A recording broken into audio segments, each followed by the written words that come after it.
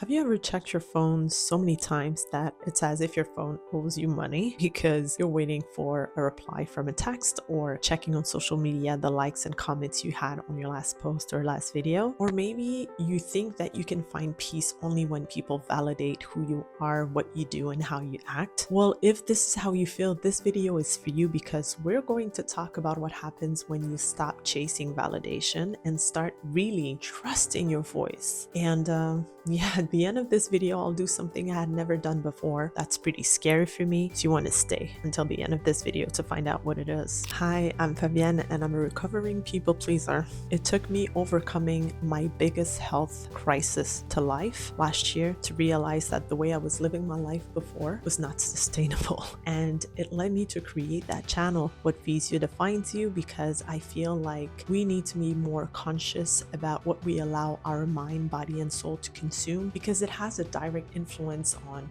the way we are, the way we live, and the health that our body has. I'm not a guru in that sense. I'm just a learner and someone who wants to share her journey with you so you don't feel alone in this, because together we're stronger. What's interesting is that when we are seeking validation, we're usually well-intended. It's because we care about people. It's because we care about a certain relationship or a certain situation. It could be in your personal life. It could be at work. It could be in a business situation. You don't want to disappoint people. You want to make sure that you're on the same page. And to do that, well, you try to not diminish yourself, but dim yourself, yes, and put the other person maybe more on a pedestal and seeing like that what they are thinking or what they should say is more important than what you have to say. And I think this is where the problem lies, because eventually it becomes exhausting because the other people are always the ones who get their way, but you don't get your own way. And it's not because of them. It's because of you not setting your boundaries or always accepting or doing things in the sake of saving the relationship. But at a certain point, it becomes exhausting. You might become depleted as if you are running on a 3% battery. So at any point, it could crash. And sometimes that's what happened. I have to say that I was stuck there myself. And last year, this health crisis that I've been through, I think that a big part of it was out of me always wondering what people would say and not expressing all the time what I really thought. And you know that repressed emotions and anger and resentment, they could have a very bad consequence into your healthcare. And I think that I'm not saying everything is out of that, but I'm sure that it's responsible partly of what I've been through. And I think that this people pleasing thing,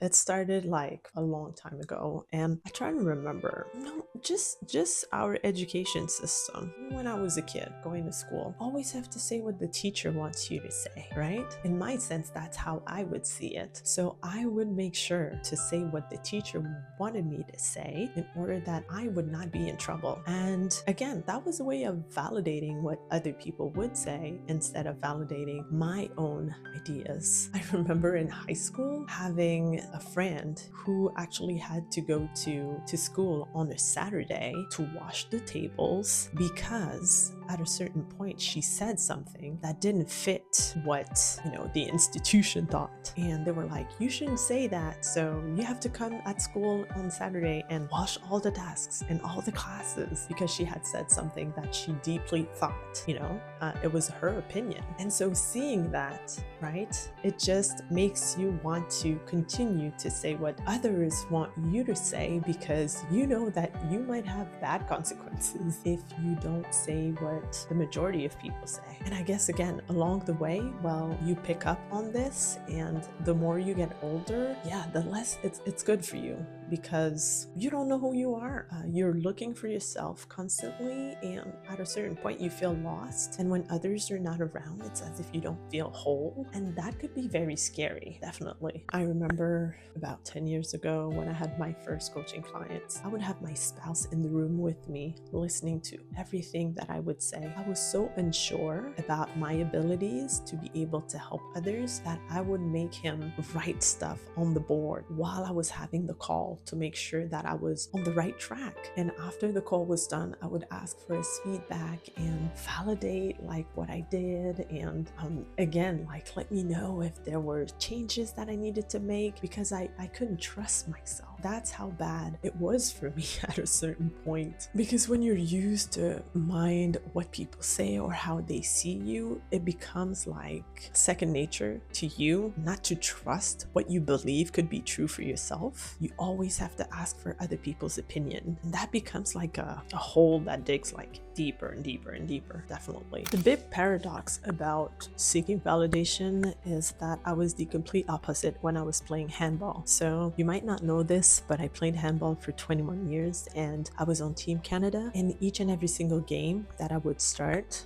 at the line before the referee blew the whistle, I would be extremely confident with my abilities to play the best that I can and to win the game. Even when we were playing like the strongest teams, and even when as a team it was almost impossible to win that game because of the big gap between the strength of the countries, but I would have that self-confidence in me, thinking that I can do my best, and if let's say the best player in the world would come in front of me, I would do everything I can to stop that player from scoring. It's funny because in handball I never had that feeling of not feeling worthy or not feeling good enough, even though I was not the best player in the world. But in life it was the complete opposite. It's as if like my opinion didn't matter and everything or anything else that other people were saying was more important. I remember I had a life coach and we went into an hypnosis session, and as she was asking me deeper and deeper questions, I ended up saying, I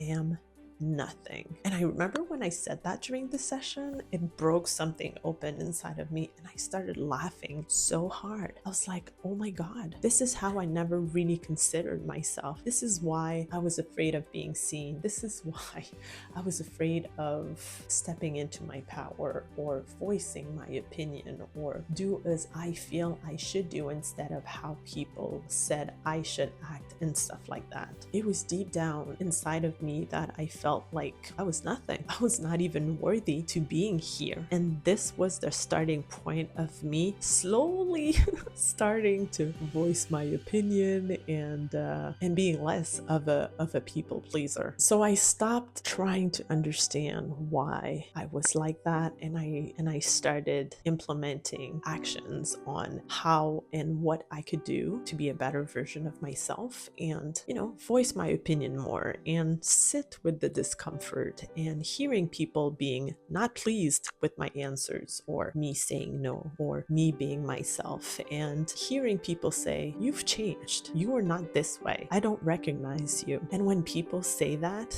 in fact, of course, at the time it used to hurt, but at a certain point it means that I'm finally owning the person I am, because when they said that, it's because they didn't recognize the person that they shaped to be, because that's how I was. But then when people say you've changed, then it's a good sign, because it shows that you are on the right path into finally owning and recognizing who you are and expressing it in the most meaningful way. So the big question that I ask myself now most of the time is, does this sit well with me? And if it doesn't, it doesn't. And I have to put a clear stop to it and express it. Because if I don't, then I know that I'm going to be the one dealing with the consequences eventually. So this is the part where I have to make a confession. So during this video, I did something that I've had never done like for such a long time, for years. And I decided to just speak freely without too much editing and just being in a one-on-one conversation with you, heart to heart. My spouse challenged me to do this.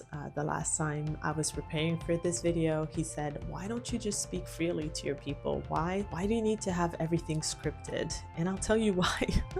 Because I guess I was caught again into what will people say if I don't look prepared? What will people say if I look too raw? Or what would people say if, I don't look like a professional YouTuber or someone who had scripted and who is on the teleprompter reading their script instead of just speaking from their heart. And again, maybe I was afraid that you would see the real me through the flaws and through the just speaking freely like this instead of having something very, very scripted and learned, let's say. And so let's see if you like that version. But sometimes you just gotta let go. And I'm working on that so much. Seeking validation is a big work in progress, especially if you are a recovering people pleaser like me. There are times where you'll slide back into it, where you'll catch yourself again doing it, where after a situation or after a few days, you'll be like, wait a minute, I did that again. But the most important thing is that you can catch yourself and then from there identify